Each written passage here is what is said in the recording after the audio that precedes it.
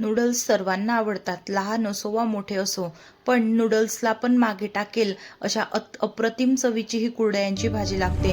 Recipe सुरू करण्याआधी चॅनलवरती नवीन असाल तर सबस्क्राईब नक्की करा, जेणेकरून तुम्हाला अशाच गावाकडील पारंपरिक पद्धतीच्या रेसिपी बघायला मिळतील. या ठिकाणी मी गव्हाचे कुरडई घेतली आहे. त्यांना छान असं मोडून घ्यायचं आहे. तुम्ही अख्खी कुरडई ठेवली आणि भिजवून घातल्यानंतर चिरली तरी चालेल. या ठिकाणी मी आधीच चिरून घेतलेली आहे.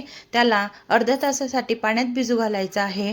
नंतर पाणी निथळून परत अर्धा तास झाकण ठेवून द्यायचं आहे, म्हणजे ते छान असे मऊ होते.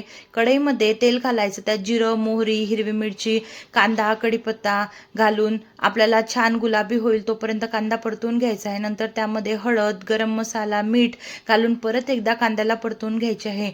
नंतर कुरडई त्यामध्ये घालून घ्यायची आहेत. कुरडई मी अर्धा तास रेस्टिंगला ठेवली होती, त्याने छान अशी मऊ आणि फुलली गेलेली आहे. आपली कुरडई तुम्ही बघू शकता, दुप्पट आपली कुरडई फुलली गेली आहे.